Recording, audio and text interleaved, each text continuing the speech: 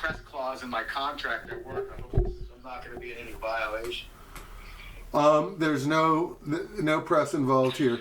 All right, let me. Wonderful news. Let me crank up Well, the it's volume. good. I don't really have a real job anywhere. I mean, I do and I don't. All right, so we're going to start right here. This will be the Gwadzilla Podcast, episode 10.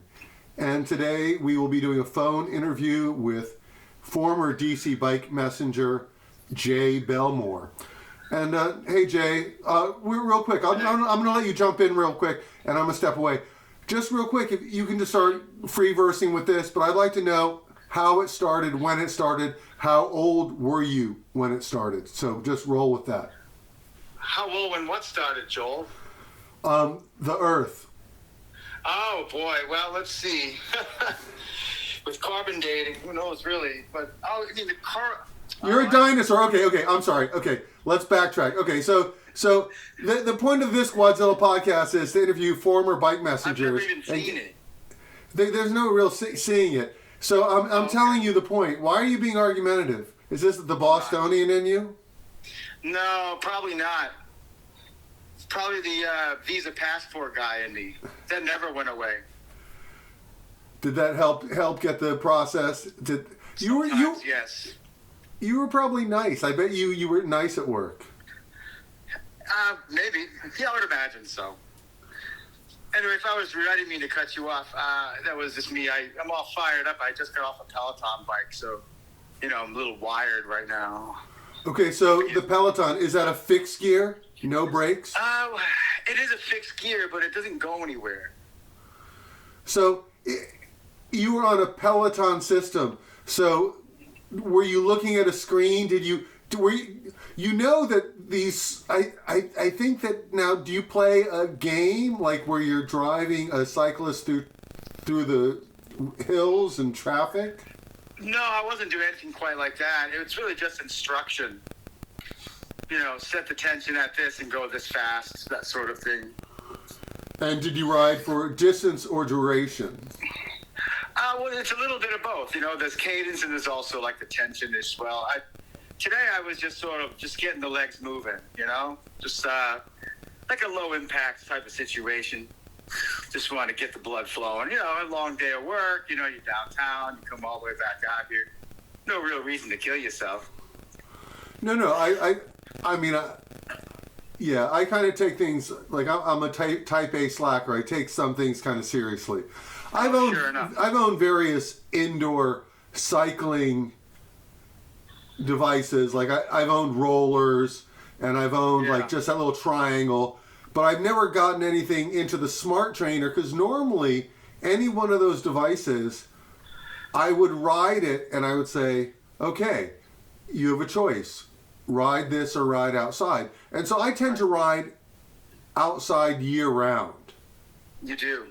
But of course, we ride less in the winter because it's good to relax, but also it's hard to be out for as long of a ride or whatever. And I'm not sure. Yeah. No, my Peloton, it's funny you bring that up. My riding, my workout on the Peloton device usually happens around the colder months. But the rest of the year I'm outside. But up here, the cold months are usually like 6 or 8 months worth of them. Boy. Okay, so you're up in Boston, and well, actually outside of Boston, not far, but a small township. Okay. The city of Lowell, actually. I live in Lowell, Massachusetts. Okay, nobody knows where that is, but that's okay. No one's ever heard of it. All right, so Jay, I called you tonight. And, I'm poor, so I pay by the minute on my phone plan. I'm sorry. Yes. So why don't we get to the meat of the message? So you're a former bike messenger, and so I'm calling you because I want you to help me to paint the picture and tell the story.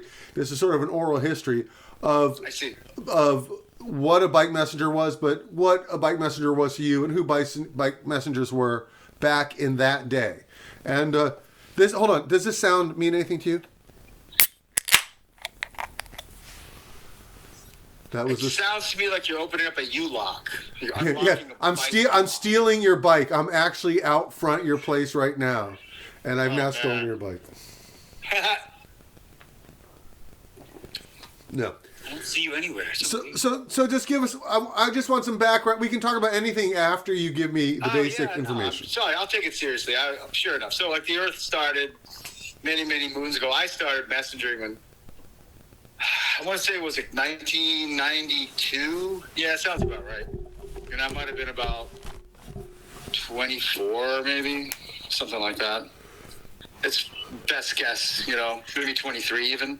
But yeah, 1992 would have been the year, somewhere around there. I worked at first company I worked at. It was Wex. I remember that. I answered an ad in like the city paper, and they're like, "All right, fine," but I didn't have a radio. But I had a pocket full of quarters, a manifest, and it was probably like an overnight bag, like this total rookie. And I, had a bike lock and some form of bicycle.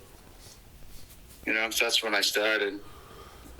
So how you saw the ad in the city paper and you showed up. When you showed up, was there a quiz or was there a test? Did you have to know the city?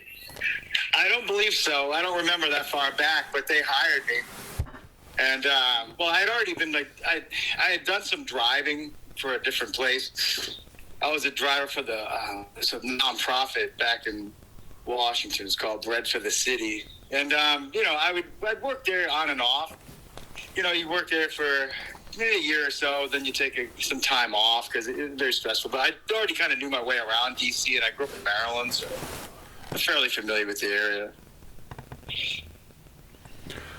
Yeah, okay. So you started with Washington Express, and, I'm familiar. Yeah. They're actually one of the remaining companies.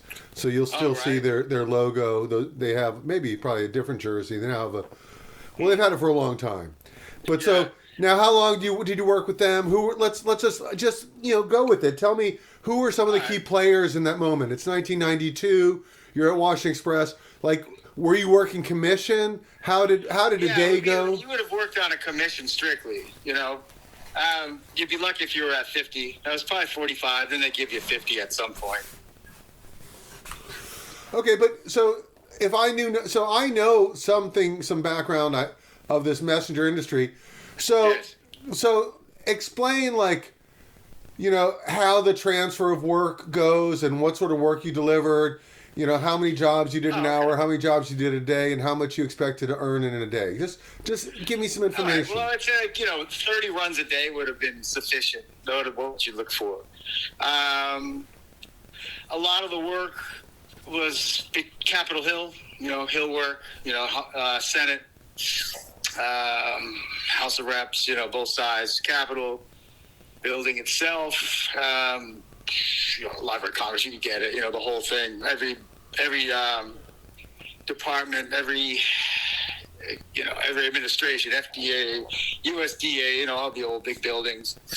That's what you'd be doing all day, pretty much, running stuff back and forth. Then there's also K Street, was where the law firms would have been. They probably still are. And so you'd be running things back and forth. It'd be quite a bit of work. I mean, sometimes you'd do way more than your 30. It was rare that I remember that I ever did less than what I wanted. That would have been rare. And so, you said you started off with some random bicycle and just like a sleepover bag, and did what was the evolution to what would now be known as messenger chic? Did you get where, because there was no internet. So I wouldn't call it chic. I'd call it more like messenger, efficient. Well, I'm saying now it would be messenger chic. We know what messengers look like now. Oh, sure enough. But I think they've been cultivating that particular look, for as long as they've been doing it. What was your first messenger bag? D Martini? Besides the overnight bag, was a Timbuktu that I saved up for. Timbuktu, and did you buy that from City Bikes? I did, up on, Champlain Street, as a matter of fact, yep. Yeah, exactly. So, people just wouldn't know. That would be the only place. There was no internet. Where could you get a Timbuktu? And before that, they did a D Martini. And then, I remember if there was a period where they had their logo on the bag. And I was like, I want the bag without your logo. Oh. And they that wasn't an option. Yeah, maybe not. But I do remember this, like you learn all the best tricks of the trade by the people that have been doing it longer. So like all the, the old school dudes and women, everyone that has been doing it for a long, long time, they would have had a pretty worked out sort of way about doing stuff. And so that's kind of how you learn. Also you learn from your own sort of mistakes and stuff, but also just by observation. And, you went from just sort of being, I don't know, like nothing, just kind of like barely making it to like fairly efficient. So I wasn't that bad at it. I could make a living doing it. I did for about 8 years or so, on and off. And I did it in Boston up here for a year or so too. But yeah, the efficiency is what I remember. Everything from like on the spot bike repair, best way to lock up a bike, land lock, everything, best way to do a multiple would have been a bunch of, a big stack of envelopes going to say every senator or every House rep, and just, that's how you would do it, see what everyone else is doing and, look at the ones that are like, at least with the appearance of success and see what they do and just try to emulate that. And it seemed to work out for me anyway. So what were some tricks? Like, so you were saying like you didn't have a two-way radio. The simplicity, it's the simplicity of it all. So kind of like, yeah. So some tricks that I would do is, like you're saying, like there was a time of a two-way radio and beeper. I knew who my courier company clients were, and I knew sometimes they had either it was, it could be a multiple would come out. I would go and ask to use their courtesy phone, and then I would call Apple Courier or RNS or whoever I was working for at the time and be like, I'm here. And they're like, what are you doing there? I was like, well, you had me on a list. I was wondering if you have any work for me. Oh, I can see right here, there's 12 packages going out with Apple stickers, and try and work the machine to force work out of them. Sure enough. Yeah, I don't remember, like, I was never really an issue. I worked, I'm not sure, the places that I seemed to work were kind of busy. Like, they were the ones that would get a hold of me, in a sense. Now, if I saw some of the stuff on the table, of course, the courtesy phone was always, it's just right there.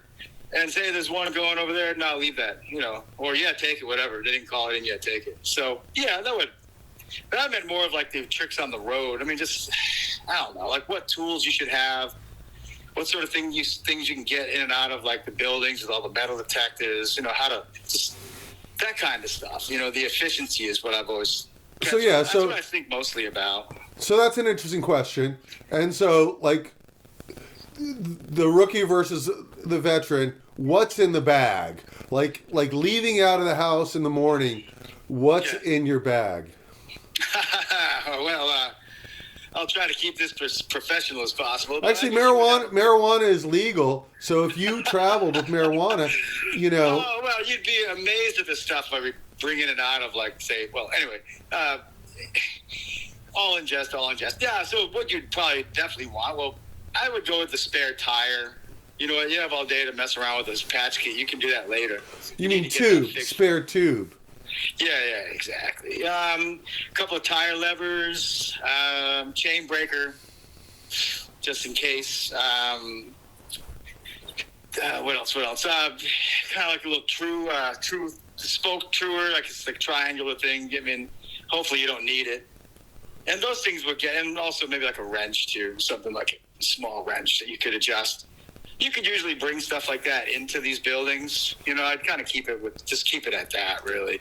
Because you get all hung up, and next thing you know, you're waiting around, or you got to go hide something in the shrubs or something like that. And this, it's kind of like time is money, really.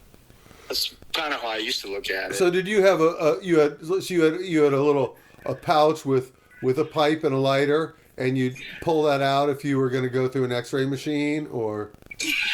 No, it would have been like one of those little dugouts, if I remember correctly. Sometimes it was next to the tools. No one would know what that was. But nonetheless, you don't want to really sacrifice it. I just want to get this over with.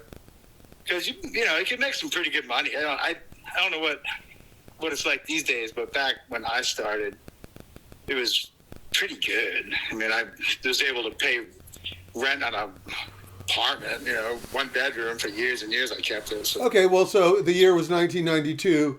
How much was a one bedroom, and what neighborhood was that?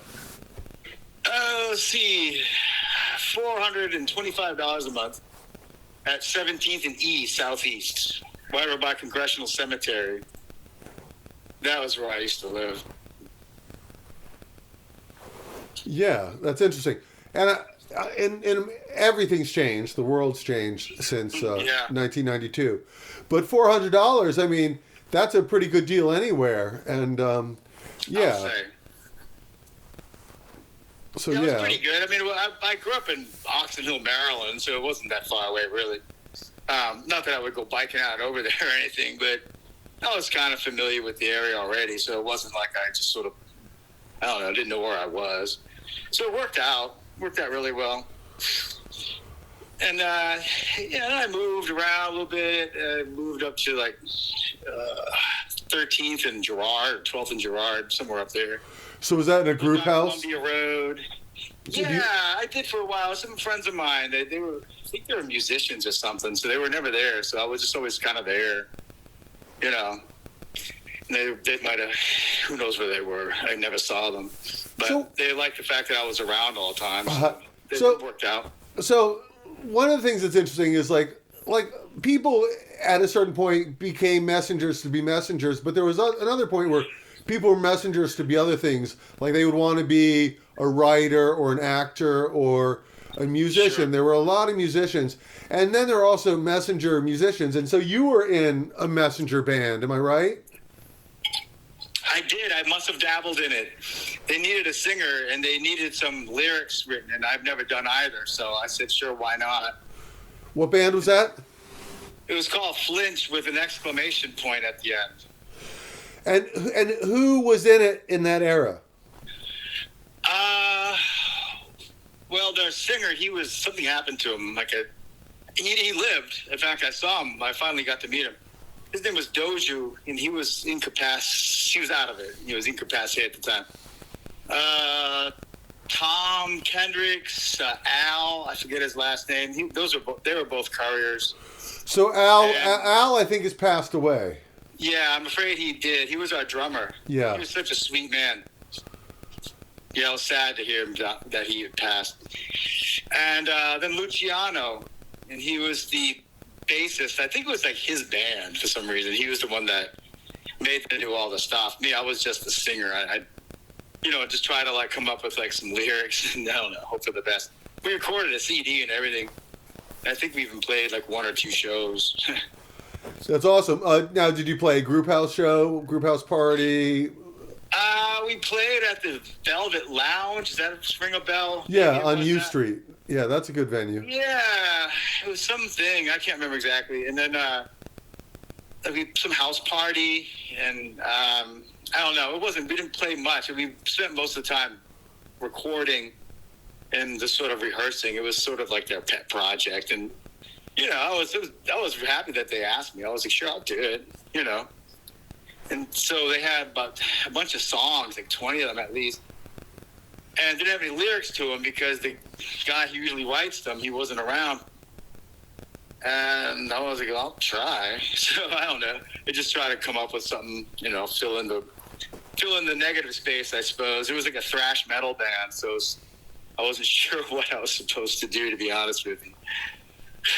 But they're all real cool. I mean, I don't know. I haven't seen any of them in years.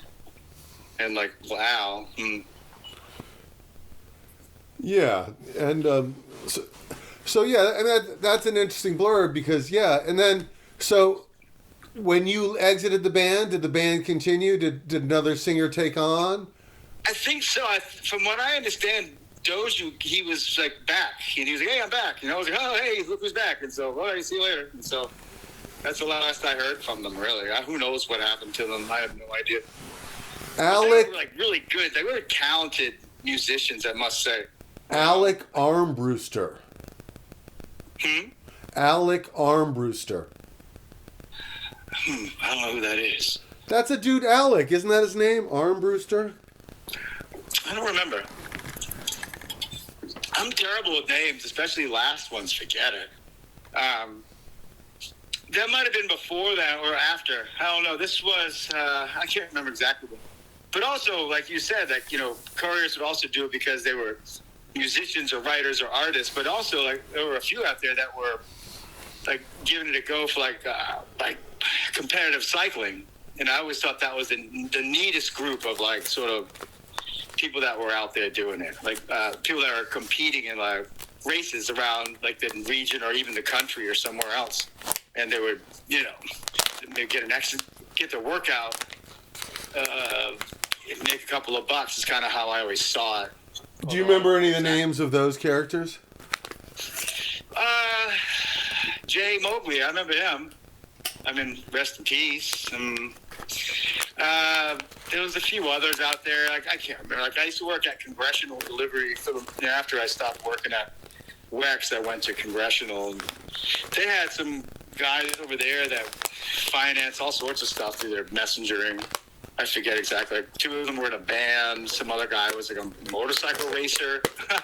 I mean, but you are right, though. Sometimes that was just sort of like the job that would have allowed a certain degree of flexibility. That's not what I was doing. I was just trying to make some bucks, basically. So, but it's really neat, and like you can make your own hours. And at the time, if you didn't like it, you can just like leave, turn your radio, and like you'd be employed by the end of the day somewhere else. And there was just a bunch of companies, a lot of them, and like they'd hire you. Did you ever get fired? I did get fired once, but they tried. How embarrassing. Yes. Well, I don't know about fired. It was frowned upon, and I was like, well, geez. What'd I do? Oh, I remember. I don't know. I wrote something on an envelope that was like on a counter. Just like when the small, like a pencil, like under a name. And I don't know, whoever like looked at it got all mad and they asked me if I did it. And I was like, yeah. And I guess they didn't see the humor in it. So they fired me. But then they called me back a few weeks later and they're like, oh, did you learn your lesson? And I was like, I'm already down with somewhere else. And that's terrible. I kind of stung. I mean, I didn't mean to harm anybody. I thought it was just a joke, really. Just live and learn. I never did it again. So there you go. Yep. You learn as you go. I mean, I was kind of a punk kid. I still am to some degree. I'm far from professional. But, you do your best. Well, I don't want to hear that you've been called into HR. Oh, no. No, it wasn't quite like that. No. Because they didn't have that in the messenger world. Well, right. You would think there would be some degree of flexibility involved, Like you go Philip Morris and like they have a big giant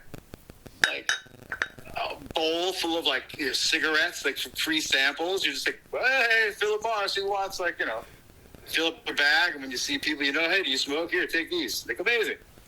Like you should have seen all this stuff back. No, they were like little 6-packs. They were like 4 or 6 cigarettes in the pack. It was amazing. Yeah, and it was very rare, but I would go to Philip Morris or maybe you go to Nestle and they had candy bars. Yeah, the Nestle was the worst, especially around the holidays. Because you have like a big giant hollow Hershey's Kiss that's wrapped and it's big, man. It wouldn't even fit in your bag. You had to ride one at a time on your handlebars. It's like, oh man, that would be a little difficult. Well, and that's one of the interesting things is that you talk about the bag, and now, although there's less of a messenger industry, those who are messengers, they've got a full option line of cargo bikes. Yes. And so there's this bike called the Omnium cargo bike, and it's like a lightweight cargo bike. Amazing stuff. So it's so I just think it's funny because most people just rode with it on their handlebars. Even if every day it was going to be, you knew you were going to have to do either a mail pickup from Ward Place or Xerox boxes or interlibrary loans. Oh, absolutely. It was at Congressional. It was all the congressional records in the Federal Register. Federal registers. Those are huge. And so there you go. You load up your bag and then put your box. It probably would. I found it'd be helpful to have a flat neck. The part of the bike that like holds your handlebars. If it's flat, then you can get away with it. You can totally get away with it. Yeah, but now they make front racks. Like, I mean, even in that era, they were starting to make, like, Setma was probably just starting to, like, weld, front racks for messenger culture. When I was a courier in Boston for about a year or so, I had a front rack on my single speed bicycle, and that was all I used because everything you haul around is big, everything. Exactly, and weren't you like, oh my goodness, I could have used this 10 years ago? Yeah, well, yeah, exactly. But up here, I wasn't riding like a nice Gucci ride like I would in DC. Up here, the roads they're harsh, and like the winters will kill you. Like you don't want anything too expensive or you're not going very fast. It's kind of a small place. Like, there's no rush from like Capitol Hill to Georgetown in Boston. There's nothing like that. So you wouldn't have wanted all that unless you were planning on carrying around heavy stuff all day. But occasionally, sure, I'll take it. Why not? I can do it. Hey, So, just as we were talking about, like there was music. I know that we had talked before, and I want to interview James Kearns and Stevie Gibson, but I know that you contributed some drawings. Those guys would be great to talk to. Who's that? Those two guys you mentioned would be great to talk to. I remember those names. Yeah, because it's an interesting dynamic because not only were the couriers, they were creative as individuals, but like you guys had a band, those guys created a messenger art magazine, and so there was the culture had this strange overlap and intersection. It was almost like its own world. Like, yeah, I agree 100%. I always kind of felt it was like like me, I've never really fit in anywhere, and so I fit in perfectly because like neither did anybody else. So everyone seemed to get along so well. Yeah, exactly. I can see. That's a great way to sum it up. Yeah. So so talk about so tell me about in your era. Did you ever tell me about messenger parties or messenger races or? Oh yeah, I really didn't go to too many parties. No, maybe one or two. But the races, I don't know. Like I did a couple of alley cats in the past, just for like the heck of it. But that wasn't really my thing. I don't know. I didn't feel like the worst thing I wanted, that could happen is you beat your bike up on a Saturday and then Monday rolls around and then what? So I don't know. I usually just sort of just worked all week. If I went to a couple of happy hours at, what was it like? Where would you go? Crowbar.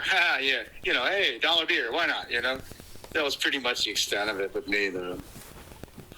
How about, there were a lot of guys that would travel internationally and do these bike tours. Did you ever go on any adventures with any of the bike messengers that did any overseas? No, I did not. No, I never did. Why did I call you? I don't know. Well, it's good to hear your voice. Okay, Jay, that's enough for now. Well, yeah, I told you, it wasn't that eventful. I mean, it was just like, I mean, it is. It's just so interesting. So okay. So you started in '92. So let's talk about this. You were a courier in Boston, that kind of thing. Well, no, but so tell me how it changed. So did you witness the industry changing? Did the industry grow? Did as things became digital? Did you ever Well, everyone thought the PDF was going to put us all out of business. It did not. And then before that, it was the fax machine they were worried about. Well, that didn't do anything either. But what did was 9/11. That was like pretty much when I stopped doing it. Because it cut off all your access to Capitol Hill. And that's, that was it. Not to mention all the embassy work I was doing with the visa passports. And that was like a really good one. But after 9/11, it just became almost impossible. And right after 9/11, it was actually the place was shut down, so it was like really impossible. And if you're not working, it means you don't have any money. So, I had to move on. So, that was a nail in the coffin for you. You said no more messenger work. Well, temporarily, I suppose. Yeah, I mean, like I just started work. I went to college. I did actually. I graduated from an actual college, and then I moved to Boston from that point. Shortly thereafter, I mean, but yeah. But there was the 9/11. Not to rehash, but it changed the way, just like our systems, our delivery systems, operated before. Like your multiple that would pay a percentage for each envelope, for instance. And now there's one central mailroom, and you get just like the one charge. So I was like, well, geez, I used to depend on the multiples here and there. We all did. Just for supplemental income. So it did change a lot, and security and stuff. And then they just didn't let you in the buildings on Capitol Hill at all, unless you had some sort of special license. And it was just well, I don't know. Mm. And that, you'd say that was 2001? 9/11, yes, if that was, yeah. Those. And then I was working at Vega Services at the time. Yeah, did mostly visa passports. And so that's interesting. Yeah, so you mentioned Vega Services. That was Sean Vega Blumenfeld. Yes, exactly. Another one of our fallen angels. Yeah, but yes, I did. I worked for him.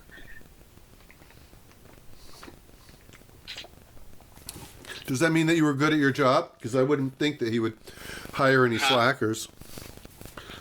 Oh no, I was, I don't know. Like they asked me if I wanted, to work with them, and I was like, well, for real? And I was like, well, sure, yeah, I'd love to.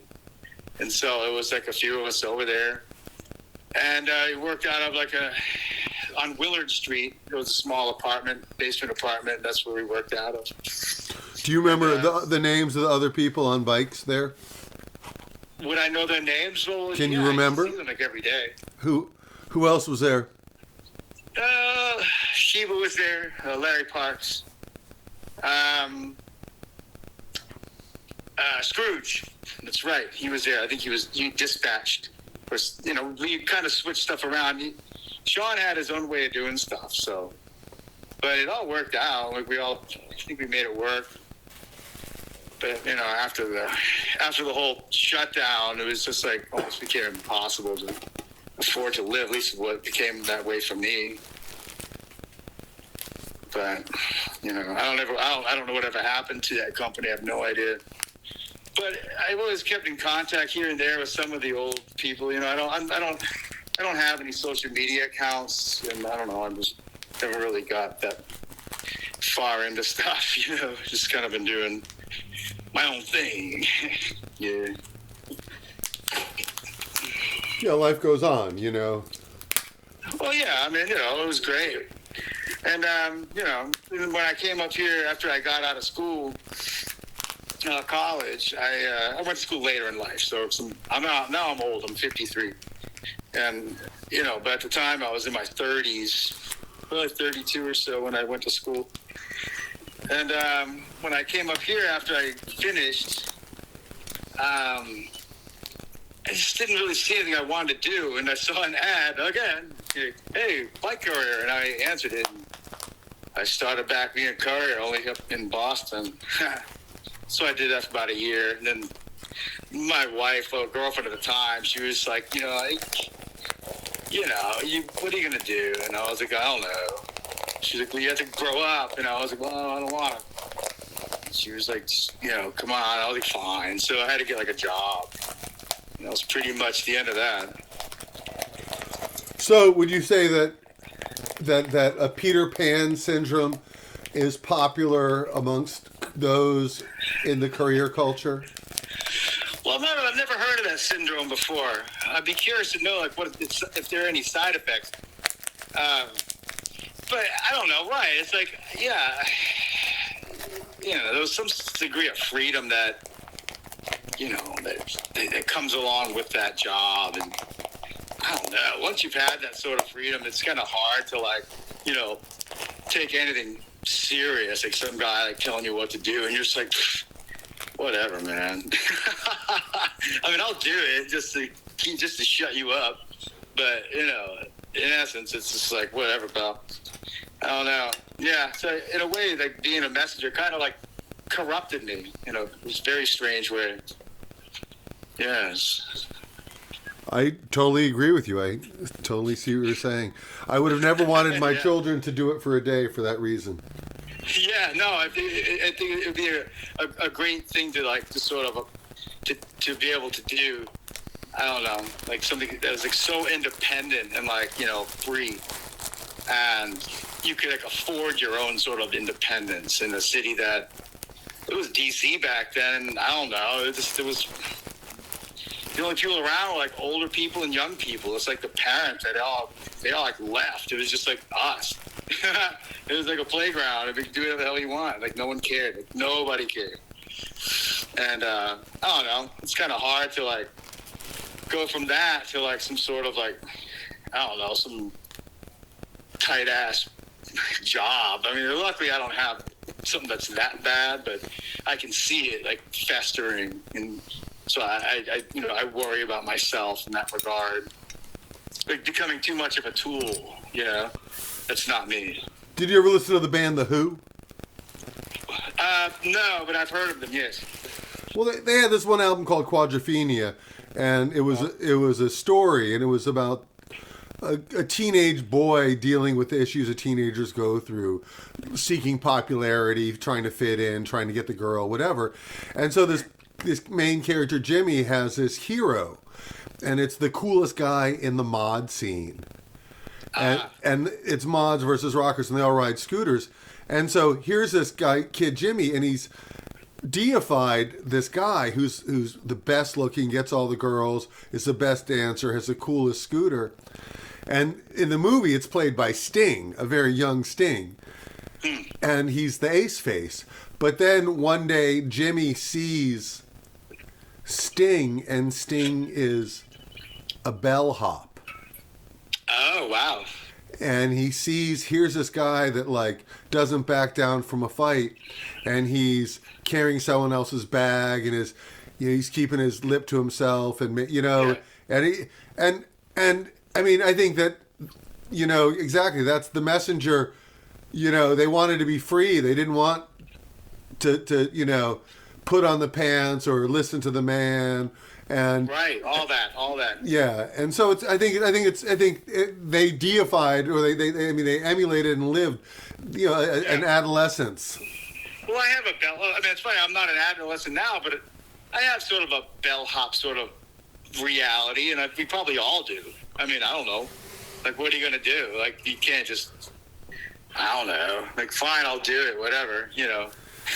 But it doesn't mean I have to like take it seriously. I mean, you know, are you dissatisfied with the level of service? That would be the question I would ask. Yeah, I think it's a fine metaphor, and the fact is, you know, you have to pay to play, and we've all had to like say yes sir before, and there's a caste system in the office. Sure enough.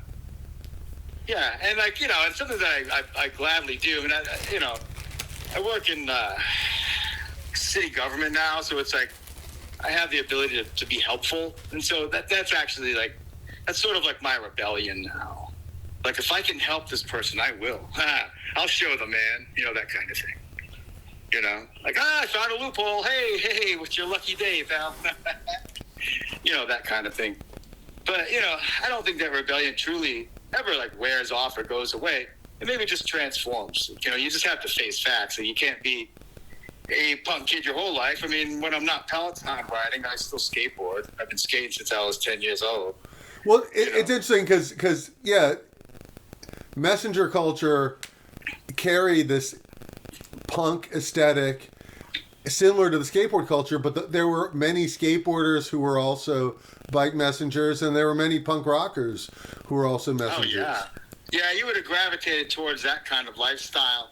I didn't know there was such a lifestyle. I just saw, like, you know, some ad, like make $400 a week or so. I don't remember what it said. It was probably somewhere around there. Riding, you know, own your own bicycle, you know, call this number. I was like, oh, ride a bike, $400. I'll call number. And that's what I did. It somehow worked out. So any famous elevator rides, politicians or? Oh yeah, Ted Kennedy. Yeah, he was nice. I saw him once. He was awfully nice. He was like, hey, how you doing, son? He's very like astute. I'd seen them all actually. I used to go into Steve Largent's office all the time because he'd sign. He was a football player turned politician somewhere on the West Coast, maybe. Yeah, I think he played for the Seahawks, so that makes sense. That sounds about right. And he's like, hey, he signed. One of his popular items was a signed football. That you would bring to some place. And so I remember going in there. Oh, here's a football. Oh, thanks. It seemed very casual back then. Like, I don't know. And you just sort of see people, and you might not even know who it was. Or sometimes if you did, see them regularly, and like, oh yeah, how you doing? And it was just like business, That's what it felt like to me. It wasn't like, walked outside and there's like usher, like, oh, hey, look at you. Yeah, just like people at work, just like you. It's, that's the way I saw it. No, here's your football. Thanks. But yeah, you'd see some people around. But these are just, politician types. They come and go. The messengers were always there. It didn't matter like who was in charge. You always have a messenger company. That's for certain. Yeah, it had a strong presence in the city, and to the point where, the Washington Post had all sorts of op-ed pieces, and there were articles all the time, people bashing the messenger. They were like, it's funny, they were appreciated for this deliver or die persona, but they were hated because people thought that they were going to get run over as soon as they stepped off the sidewalk. Nah, they were just jealous because we get there faster. My girlfriend at the time, actually, she's my wife now, Meg. We met back in D.C. when I was a courier. And we used to maybe meet up somewhere, Northwest, Georgetown somewhere, for a drink. And then we'll go back to my apartment down 17th and E Street. Only she wouldn't ride a bike. She'd take a taxi. And so I'm like, hey, all right. I'm biking, you're in a taxi. And, I always got there before the cab. And that guy would be like, how the hell did this guy get all the way down here before I did, And we used to laugh about that. Did you have time to smoke a bowl before she got out of the cab? Oh, much more than that. You learn how to twist one, while you're riding with no hands, That's how efficient we were. Yeah. Did you know Byron Ramirez? Not sure. I'm terrible with names. He's Central American, and I think he might have actually been deported. I'm not sure. I think Bruce said something like that. But I remember one time I was riding alongside him and we were talking, and we were both no-handed. But yeah, he reached in his pocket and he pulled out that classic aquamarine blue plastic, patch kit, and he pops it open, and then before you know it, he's rolling a joint. He's pulled out papers and some weed, all while weaving through traffic no-handed, The stuff of legends. Yeah. See, that is the model of efficiency, and that's kind of that would be my takeaway. I'm sorry that I didn't do any travel. I mean, I've done lots of travel, and I've been all over the world. I've been everywhere, but just not in a courier capacity. I've been everywhere, man. You can't believe it. My wife, she travels for work. And even before that, I was always moving around. But, we just got back from Egypt. I didn't see any couriers there. But it's funny, anywhere I go, I always look for couriers. Still to this day. Every now and again, you see them. I saw some in Sydney. That's in Australia. And it's I felt so bad for the guy. It was so hot. He's on this fixed gear, man. He's just loaded down. And this guy on a electric bike, just blew past this guy, probably carrying the same amount of stuff. And it was just like, oh man, like, I wish I had seen that sort of contrast, Yeah, but I see that reality every day. And you know Yeah. what?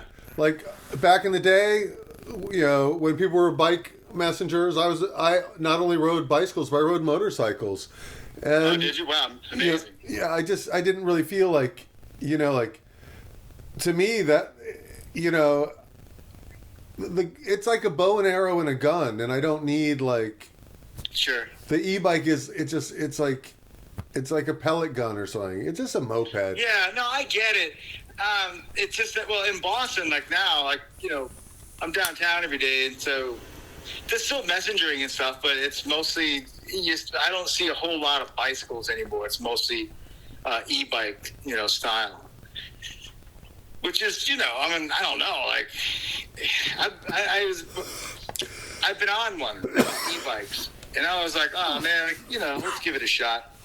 And at least we have like the blue bikes up here, like you have the Capital Bike Share, but we have the same thing up here too. Oh yeah, I've gone on. I have no problem with e-bike.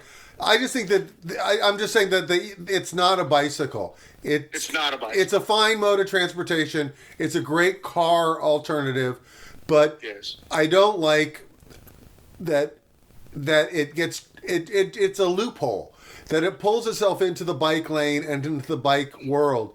It doesn't. Yes. And then when they get into this thing like this, like micro mobility of like these like cargo vehicles, it's like, don't be putting like some like, just because they have pedals on it, it doesn't mean that,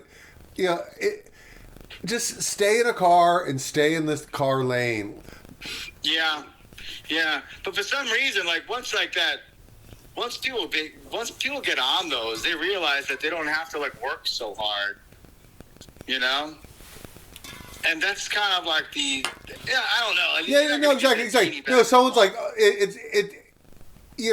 with these bike paths and these bike trails, like people's commute can be shorter and faster, but only if they're. So here's the irony. So bicycle advocates, let's say 30 years ago, they did not like the Lycra cyclist because they went too fast, they ran red lights, but mainly because they were more like looking for the 6 to 12 mile recreational, going to get ice cream, slow commuter.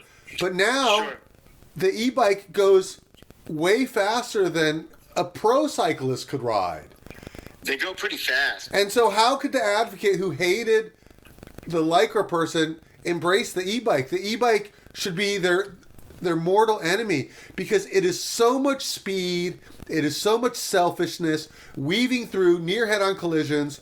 I mean, they're also very heavy. Exactly. I'm shocked that there aren't broken clavicles daily on every bike path in America. Well, why would they want to be on if you're commuting on the bike path is one thing. Dude, I just rode it at rush hour in DC on a trail called the Metro Branch Trail, and I bet you that it is, it's probably 5-to-1 e-bikes and e-scooters to bicycles. Really? Yeah. Well, I was not expecting that. It's insane. It's insane. And then in DC, they have a program now that the kids can all use e-mobility, either scooters or e-bikes, if they have like any sort of like EBT or funding for their family. And so, so after school, these kids are just like having the times of their lives. I mean, nice. Playing tag or just screaming across town. Well, that's what kids should be doing. They should be doing. But I wish that I totally get it, and I would do the same thing, and I have done the same thing. And when I was a kid, I did do the same thing. And I rode, like I said, I rode motorcycles, mopeds, everything, Sure. But so, and I broke laws, and so. But I wish they had not made that program for the e-mobility, but just for the human-powered bicycles, because imagine turning the city into a bicycle and pedestrian friendly city instead of like. You said you've traveled everywhere. Like, you didn't have to be a genius to look at Bangkok and say, we do not want to put this many powered two-wheeled vehicles on the streets. It's chaos. And Yeah. No, I get it. And there's definitely going to be some kind of like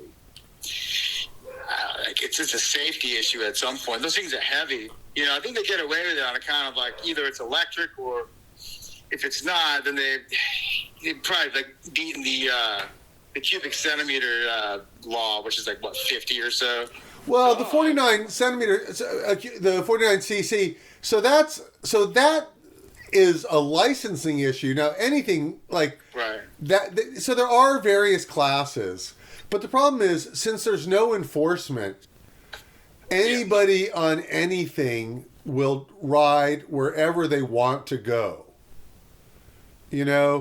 Like it's because it's such a gray area. So you have a lot of these motorcycles, but people don't know they don't even have pedals on them. But yeah, they just go they just go on the bike path, and they probably could go. They sure do. And they shouldn't. Yeah. And they shouldn't. But I'm not trying to it's not like I'm trying to ruin someone's day, and I just think that it creates too much potential for error, and But that said, I will go probably faster than many people think I should go on my bicycle, either in the street or on a bike path. So you know what I'm saying?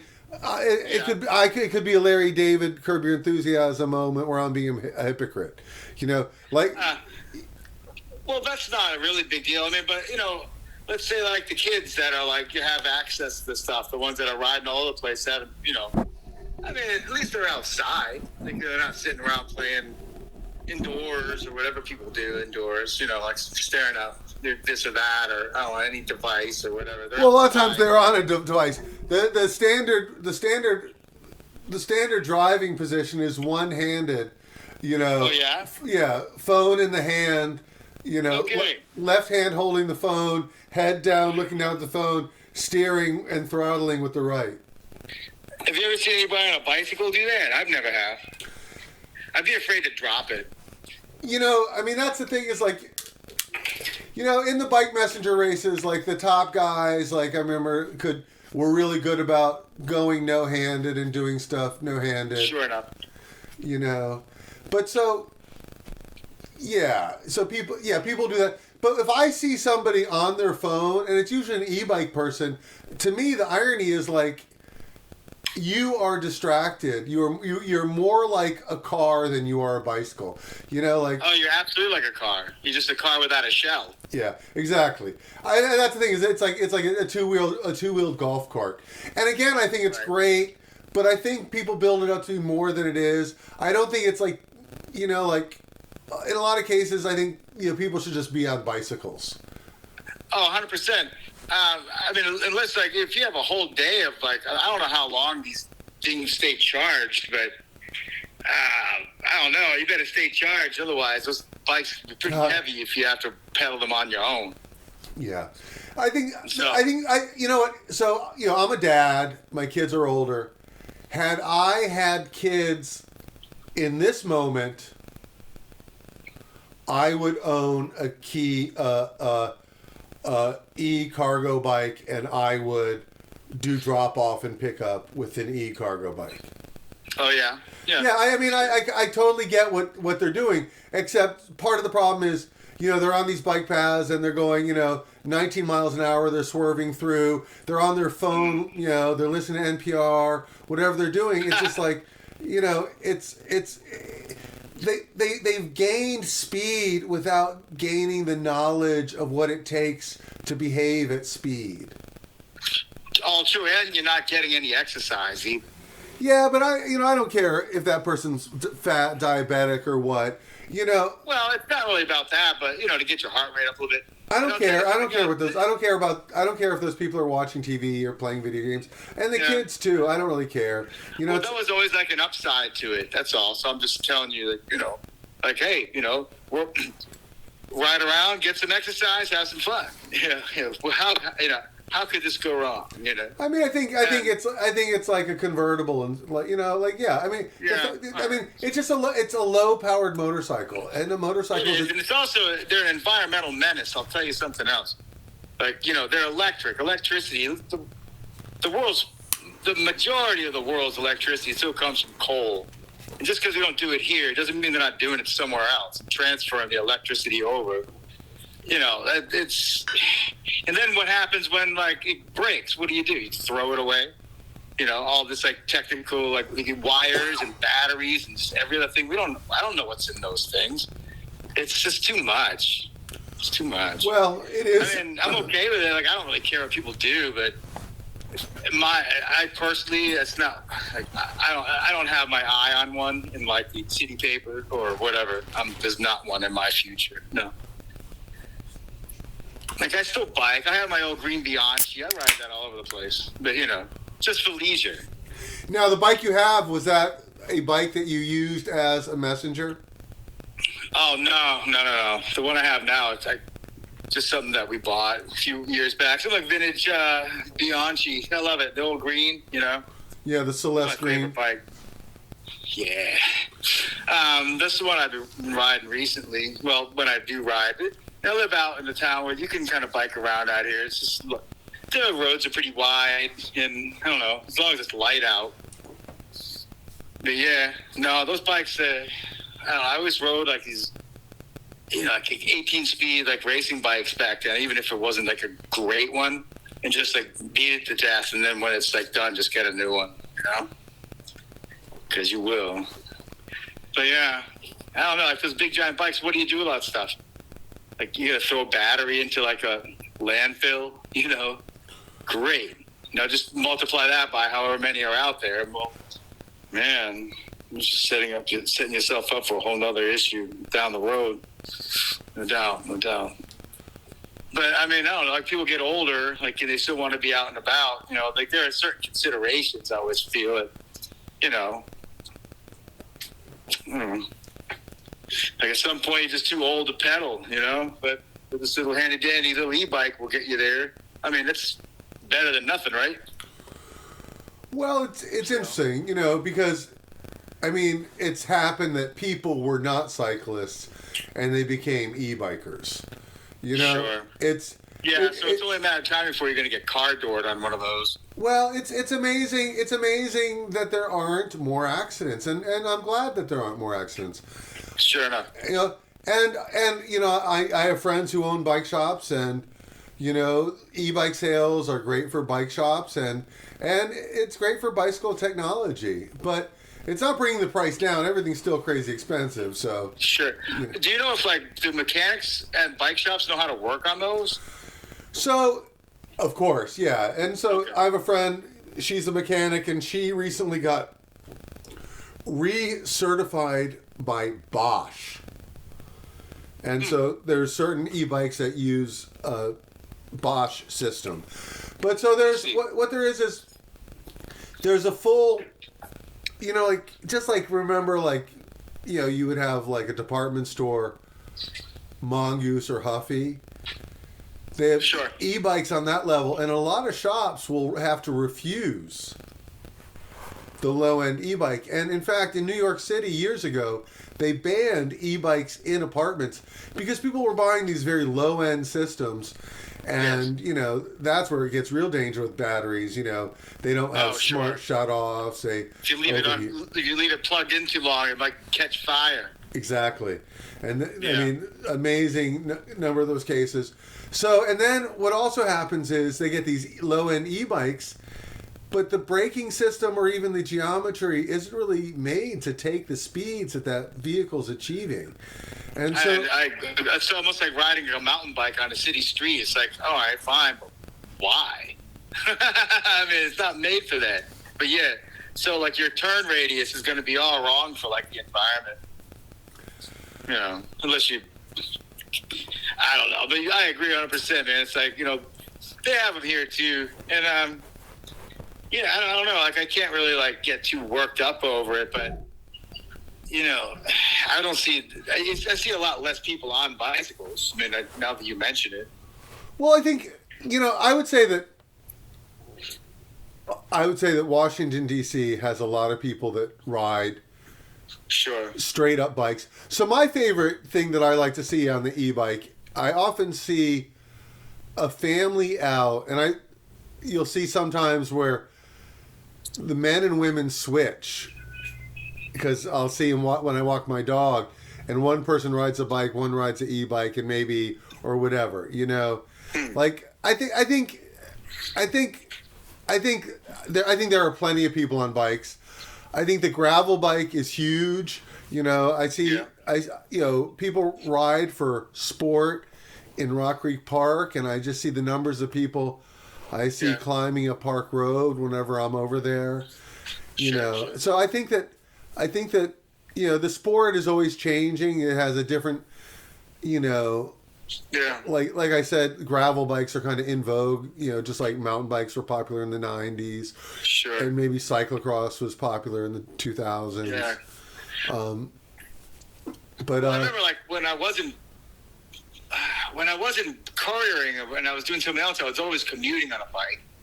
In fact, that's how I got into couriering to begin with. Now that I really think about it, I was like, I have a bike because I had already been commuting on a bike. So I didn't start off wanting to be a messenger. I just like something that I could do. But, you know, it's changed. I mean, I guess the moods change. People, you know, I don't know. Nobody wants to pedal anymore. Like up here, I don't really blame people because, like I biked in Boston for years. And when I wasn't a courier, when I was commuting back and forth to a job, like you're riding like through like, you know, 4 feet of snow. But thankfully, they have plows. I mean, you can't believe it. And like the rain here, the wind, it's just like it's fairly hostile environment. And, you know, so, you know, they put all this effort into like the bike lanes and all the stuff. And you might not see as many people on them, say, as you would. And, you know, it's a little more climate friendly like DC. Like here, the weather is like, it's astounding if you've ever spent like a winter here. You know, especially more than one. It's like, whoa, baby. Like, you don't see anybody out except for yourself. As a child, I lived on Bobsled Drive in Needham Heights. Needham Heights, is that around here? Sounds like Needham. There's a Needham, Massachusetts. Yeah, right next to Needham is Needham Heights. It's like... Oh, I see. I didn't know. I'm not from Massachusetts. Yeah, but the street I lived on was called Bobsled Drive. So I understand that winter is part... As a child, my dad made, and I was just like a toddler, but he made a mini ice rink. Fun. Yeah, because the winter was cold enough and whatever. Sure enough. Sure. Yeah. So up here, see, we have like the like you have the Capital Share, the red bike shares. So we have like the ones up here, the blue bikes. And they started putting some of the they started mixing in electric bikes, the big giant ones. I mean, they're the same size, they weigh more, and they're weigh a lot more. And that's really the only ones I've ever been on, but they started mixing them in. And people ride those before they ride the regular bike. If you see one of those, you're ultimately going to take the electric bike before you take the regular bike. That's what they say. That's what their data suggests. Even I, like, have been, you know, as a city employee, we have access to them. Like, we get them for free. You know, it's on the app. Like, beep, beep, you know, you can ride away. Just put it back. You know, otherwise they'll ding you a couple $1,000. But if I'm at a bike rack and I need to be somewhere, and I see an electric bike opposed to like the regular bike, I'm taking the electric one. You know, I hate to say it. Like I forced myself to come to terms with it, you know, in a sense. I was like, I'll show you. I'll take the regular bike. I'm like, screw that. I got to get across town real quick. I'm taking this thing. So you know, that's interesting. I wonder what I would do if I was, let's say, overseas. Let's say if I went to Poland and it was the same price. I wonder if I would take the e-bike or the pedal bike. I don't know. Depends on your mood. I think I'd take the e-bike. I think the sad thing is that the eagle will eat trash out of a trash can before it hunts. All animals are lazy, and you just have to. You'd be who the hell am I, John Henry? You know what I'm saying? I was trying to come up with who that guy was. Who was like trying to dig a hole, and like the machine beat him. Well, no, he won, but he dropped dead at the end, right? Yeah, exactly. Man. Jeez. Is that where we're heading as a society? Great. glad I'm 53. I'm on the back nine. You know, I don't want to see this. Oh, well. But yeah, I don't know. It just, I don't know. Like people, I don't know how to say it, but people that are not as like, I don't know, like the downtown folk don't seem quite as downtown anymore. It's almost like there's a suburban vibe all across like our cityscapes. You know? COVID changed urban life, the workplace. COVID, huh? Yeah. You might be right. Because all the remote work, it just changed so much. Like, Sure. I never thought of it that way. and a lot of the restaurants. I've never worked remote. I have to be there. I'm essential employee, so. But yeah. I guess that would have had a big impact on stuff. And then, you know. And to back this up, so you were talking about the progression and the decline of the messenger scene, and so the fax did nip away at it, and then the PDF nipped other things away at it, and then you'd said 9/11 killed it, but what you didn't mention was anthrax. Anthrax is really you started to get these. I remember anthrax. I completely like glazed over anthrax. Yeah, I remember that. So the messenger used to be able to go and walk into the front of a building and go to a mailroom or whatever, and then all these buildings had trailers built on the exterior in the alleyways, and people would just, like you're saying, they didn't have the same. And little litmus papers, like, oh, okay, you're free. They'd swipe it down, off you go. Is that right? They would. Wow. I forgot all about anthrax. My goodness gracious. Yeah, but they've been through quite a bit, all those years back then, trying to get our stuff, delivered and everything. So you can probably remember there were government buildings that you might have had to sign in with no magometer, and then like I remember DOJ was more tech advanced than the airport. You'd step into a tube.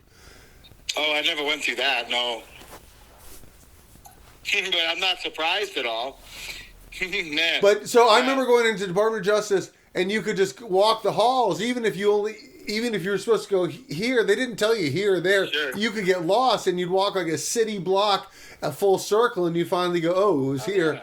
And you'd be like, oh, press office 1213, and you grab it. But I remember it had like this shiny strip down the center, and this it was like a robot from the 80s, just this library cart that just went through, and it moved so slow, and people would pick up and put books on that library cart.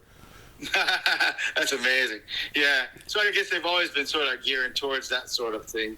But I mean, I remember when I lived on Capitol Hill at 17th Street anyway. Like way back when, like the back of the Capitol building, it was like a throughway. It was like I don't think there's any parking there, but it was just a road. Now it's all cut off. Same goes with Lafayette Square, all that. That was just, you just drove right through New York Avenue and boom, kept on going. Yeah, exactly. It was the perimeter around the White House, actually both sides. And what was funny is in the 80s, I remember even still, tourists would just stop their car on the ellipse and take a quick photo. Why not? Yeah, exactly. And then, or taxi cabs would stop and drop people off, like in front of the White House. And and then they started to block off and isolate.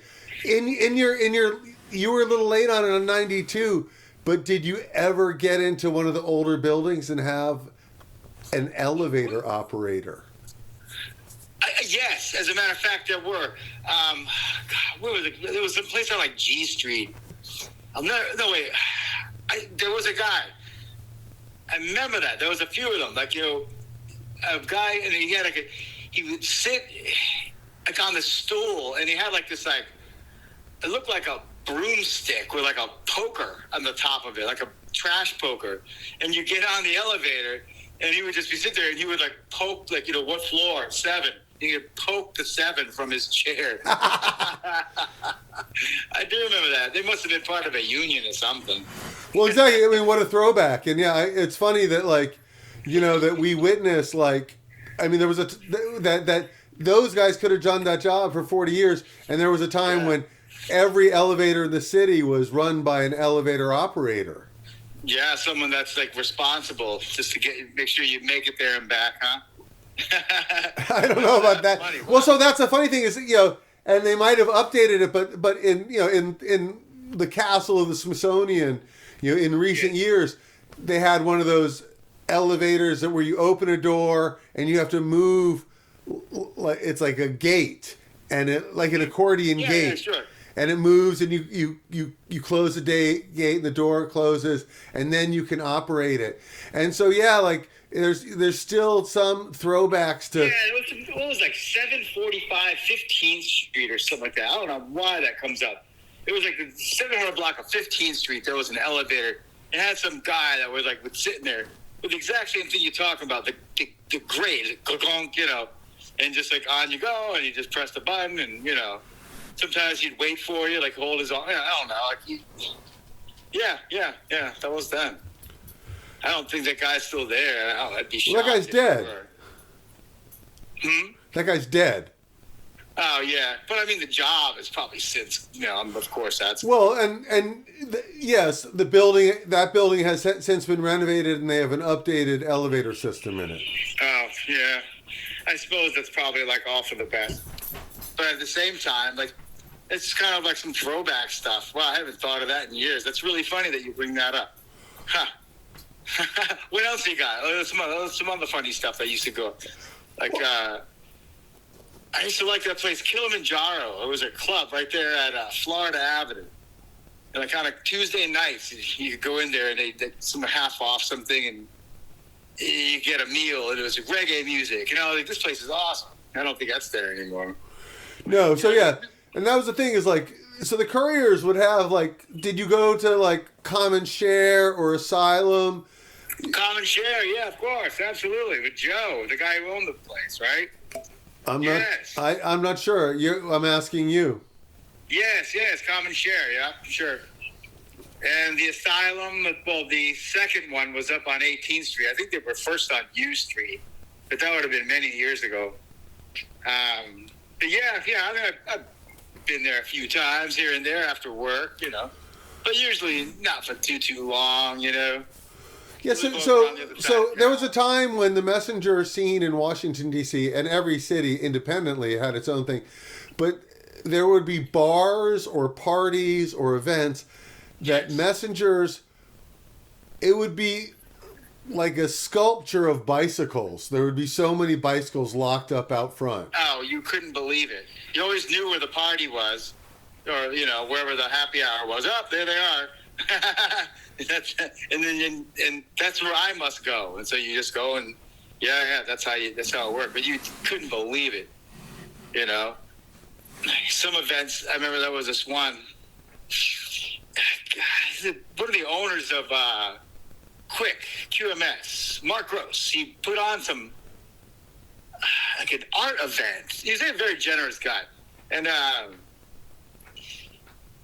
it was somewhere, I forget, New York Avenue over there. It's been years.